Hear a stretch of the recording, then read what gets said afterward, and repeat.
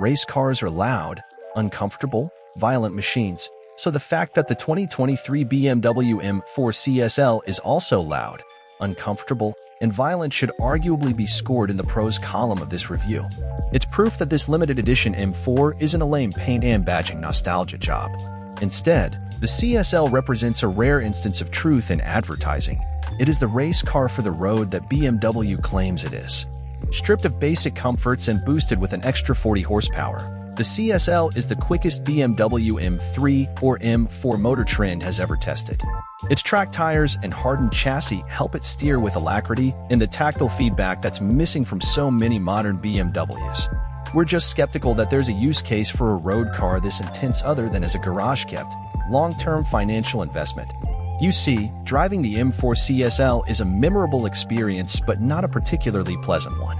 It will grab you by the crown jewels, rough you up, then take your kids' lunch money and their entire college fund. Literally. A hump in the pan of the carbon fiber bucket seat presses into your crotch like a 5-point harness. The ride on public roads is brutal, and the $140,895 price makes the CSL nearly $60,000 more expensive than the M4 competition.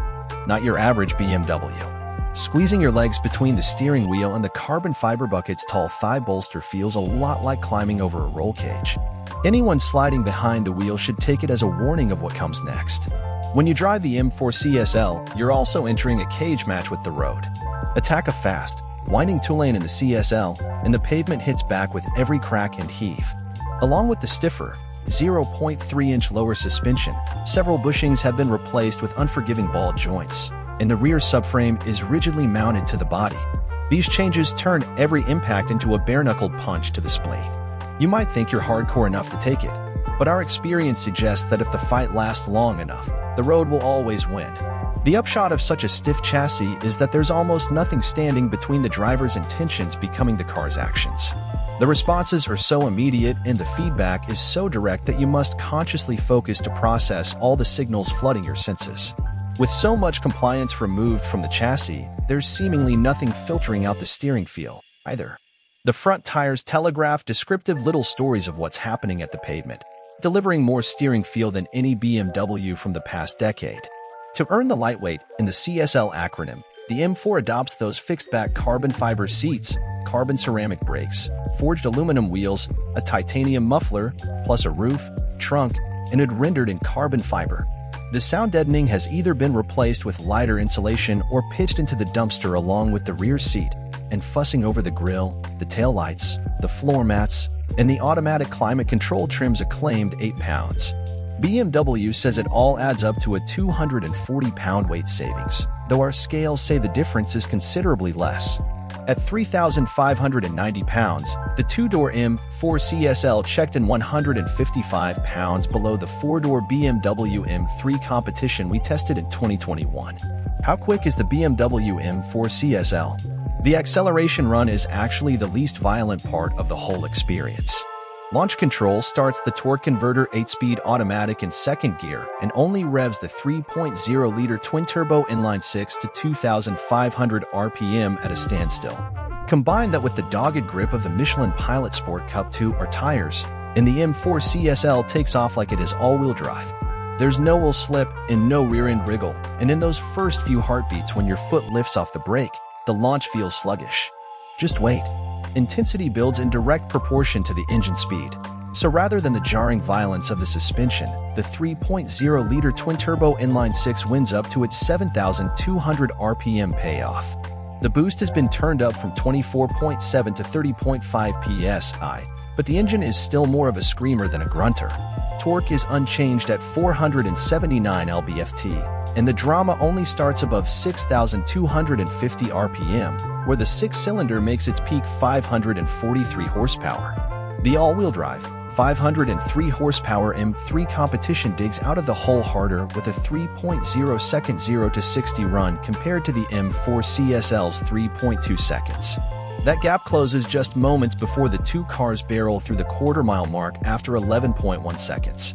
At that point, the CSL is traveling at 128.8 miles per hour versus the M3 AWD's 124.7 miles per hour.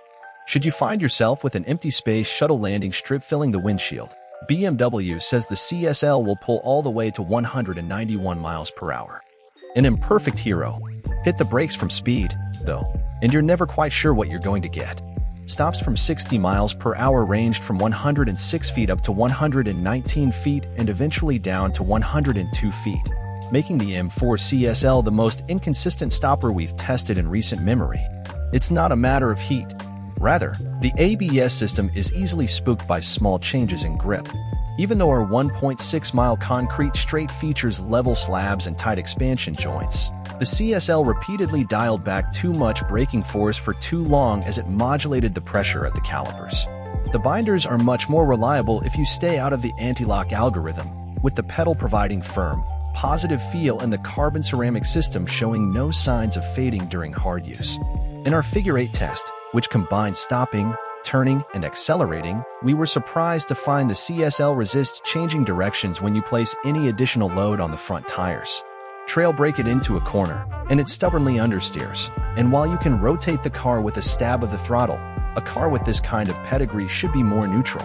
The Michelins arrived looking like we weren't the first to abuse them, and after fighting understeer for a handful of laps around the figure 8, the front started dropping square chunks of rubber. We pressed pause on going faster, which then became a permanent stop when we learned that there wasn't another set of BMW Spec Cup 2 rupees in the country.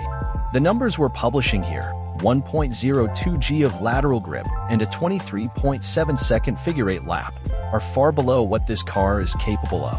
There's a lot more in the M4 CSL, which BMW claims is its fastest production model to lap the Nürburgring Nordschleife racetrack, but exactly how much, we can't say. Drivers want it. In an era when nothing is sacred in Munich, enthusiasts should say a little hallelujah that the 2023 BMW M4 CSL exists and has the right number of doors. BMW has retconned the acronym to replace the first word of coupe sport like coupe sport lightweight with the word competition, which seems like the first step in trying to make an X5M CSL or some other four-door performance BMW a thing. For the moment, though, the modern CSL faithfully adheres to the 51-year-old idea launched with the BMW 3.0 CSL and last revived by the 2003 cubic meters CSL.